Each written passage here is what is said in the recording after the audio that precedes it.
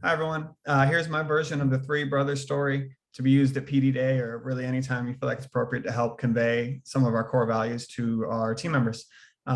So three sisters all work for the same company, and one day their mom realized that they didn't make the same amount of money. They realized one of them made $500 a week, one of them made $1,000 a week, one of them made $1,500 a week. So the mom was curious and wanted to know why, so called their boss and said, "Hey, uh, why do my daughters all make different amounts of money? They all born and raised in the same house, taught them the same values, same kind of philosophies, and they're different, but ultimately they have a lot of the same skill set." The boss said, "Hey, do you have time? Come on down and I'll show you why."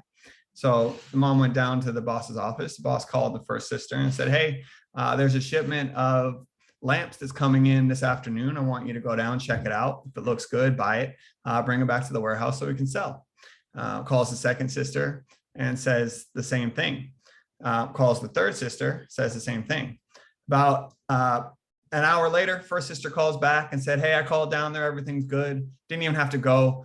They said it's fine. I had it shipped to the warehouse. They're ready to sell." Second sister calls about 2 hours later and says, "Hey, I went down there, I checked it out. Everything looked good. The lamps are great. I brought them back. They're in the warehouse ready to sell."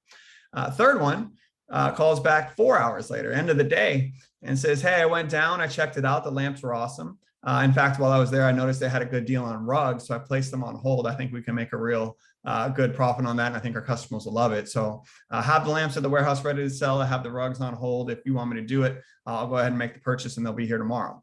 So the moral of the story there is the first daughter, who was obviously making the least amount, didn't quite do what was asked. They cut the corner. They said, "It's good enough."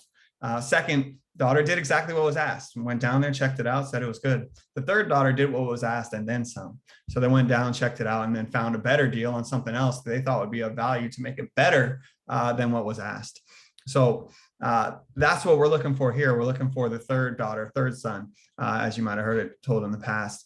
Someone that's looking to do what they were asked and then some. So there's lots of examples that we can think of at camp or PE or wherever. And I think the easiest one that comes to mind that I'll leave you with, and I would encourage you to branch out and think of more to add to this, but is we don't have equipment that we're supposed to have. Maybe we're packing for the next unit of PE or the camp that's supposed to start next week, and the equipment's not there. The first daughter might say, I can make it work without it. It'll be fine. It's good enough. Second daughter might say, let me go get the equipment that I need to do the equipment, to do the program or the drill, and they go find it at a PE site or a different camp or order it or whatever it may be. And the third daughter gets what they need for the drill that they're supposed to run, and also gets equipment for another drill in case that first one doesn't go as well as they thought, or finds equipment to make the drill even better. So maybe they were supposed to play football and they needed the blue mat to dive onto. Maybe they go and get hurdles and a tunnel and dots and cones so they can do an obstacle course in case football isn't as fun as they think. Maybe they're doing kindergartners. Sometimes kindergartners love it. And jumping on the mat after you grab the ball is exciting for 30, 40 minutes. And sometimes, 15, 20 minutes is all that's engaged, and they can switch to an obstacle course and make it great. So there's a ton of examples just like that in our job, where it's easy to cut the corner and say it's good enough. There's easy to do exactly what's asked, and we can also ultimately try to say, how can I do what's asked for me and then some. So the points here is good enough isn't, and then some is what separates the good from the great at most companies, the ordinary from the standouts. And if you can convey those things, you'll help them or anyone that's listening do well both here and anywhere else.